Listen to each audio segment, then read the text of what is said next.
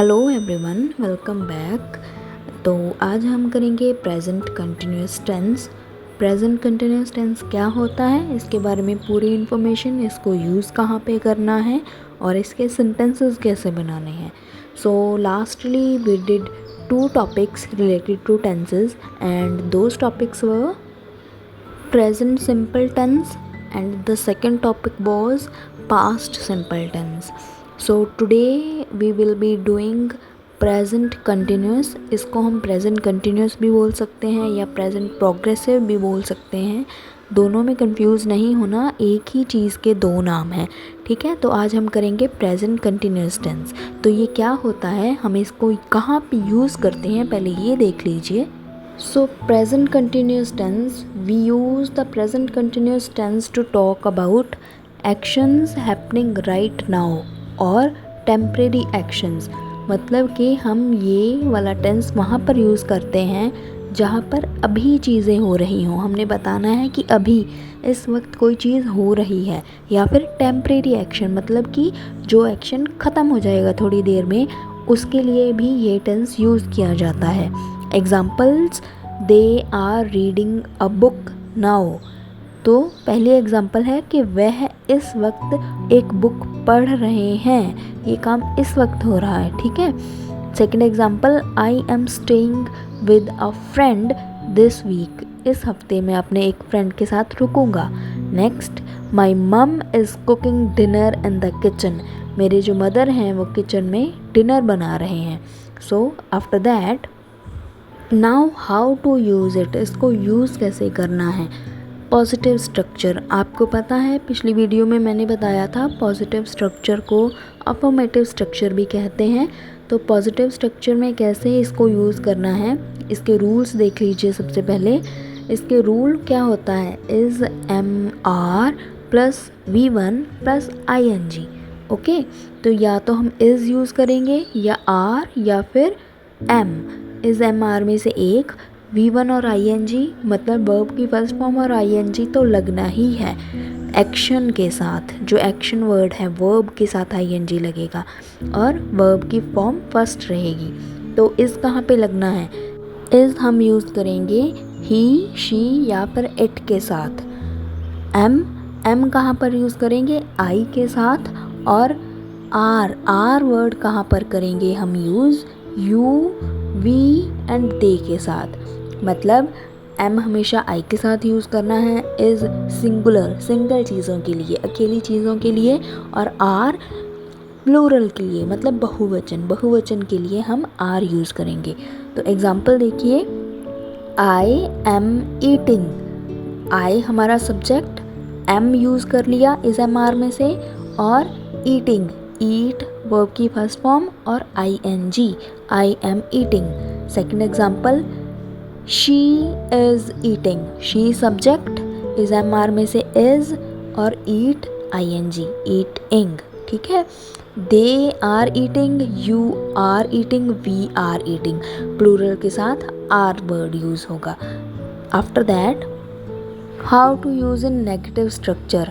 Negative structure में हम कैसे यूज़ करेंगे, बस ये ध्यान रखना है कि रूल सेम रहेगा पर यहाँ पर नॉट लग जाएगा, ठीक है।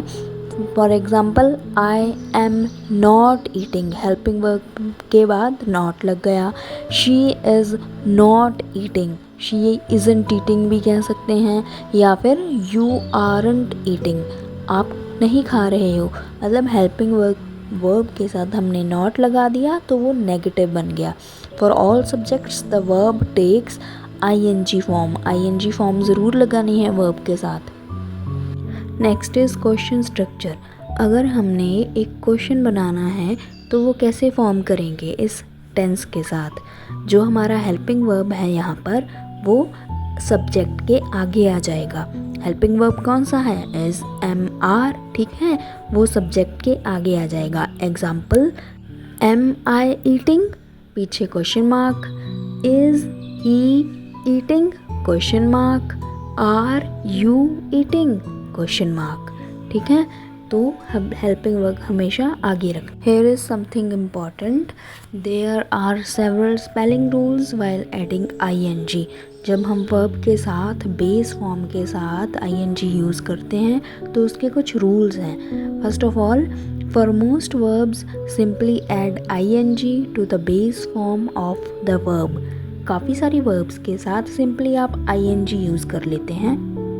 For verbs ending in E drop the E and add ing।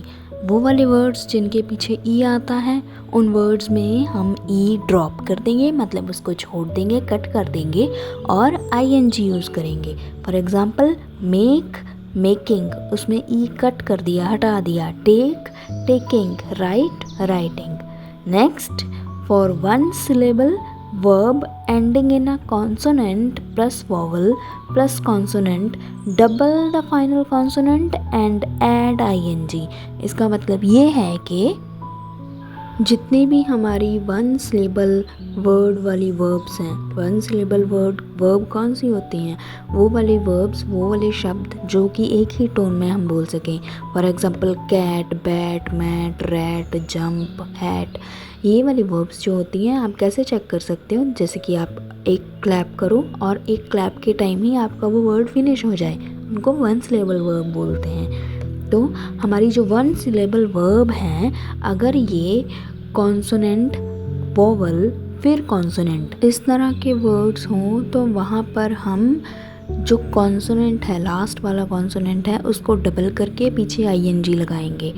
पहला वर्ड कॉन्सोनेंट होना चाहिए, बीच में वोवल होना चाहिए और लास्ट में फिर से कॉन्सोनेंट। तो लास्ट वाले कॉन्सोनेंट को डबल करके उसके साथ ing लगा दीजिए। Next is for verbs ending in ie। जो वर्ब्स ie से एंड होती हैं उसमें क्या करना है? Change the ie to y and add ing। मतलब ie को चेंज करके ie को हटा के उसमें y ऐड कर दीजिए और फिर ing लगा दीजिए। एग्जाम्पल tie, टाई, इसको हम tying, टाइंग कर देंगे। मतलब ie हटा दिया और y लगा के ing लगा दिया। आगे भी कुछ एग्जाम्पल्स हैं जैसे कि die, डाई, तो यहाँ पर ie कट करके dying। Okay, lie, lying।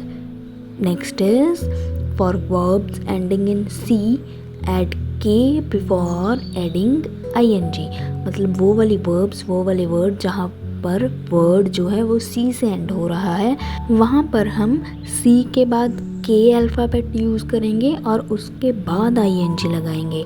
For example picnic, picnic c से फिनिश हो रहा है हमारा वर्ड, तो सी के बाद के लगाया और फिर ing। पिकनिक का चेंज हो गया, बन गया picnicking. Panic, panicking. Mimic, mimicking. ठीक है, इस तरह से हम ये वर्ड्स बनाएंगे। इसके बाद टाइम एक्सप्रेशन, मतलब हमने कोई टाइम एक्सप्रेस करना है तो वो कैसे करेंगे? जैसे हमने पास्ट में किया था ना, V2 वाले में, पास्ट सिंपल में, वैसे ही ये है। तो कैसे करना है? We usually use the following time expressions. हम ये वाले टाइम एक्सप्रेशन यूज़ करते हैं प्रेजेंट कंटिन्यूस में। कौन कौन से? Now, right now, at the moment, currently, this week, weekend या फिर month.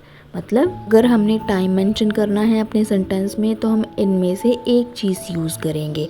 Example, we are playing cards, हम कार्ड्स खेल रहे हैं। कब खेल रहे हैं अगर बताना है तो लिख दीजिए नाउ कि हम अब कार्ड खेल रहे हैं। ठीक है, तो thank you, that was all for now. If you liked the video तो फिर आप ऐसे ही और ग्रामेटिकल वीडियो देखना ज़रूर चाहेंगे तो चैनल को सब्सक्राइब करिए, वीडियो शेयर करिए और कमेंट सेक्शन में अपने कमेंट्स दीजिए। Thank you all.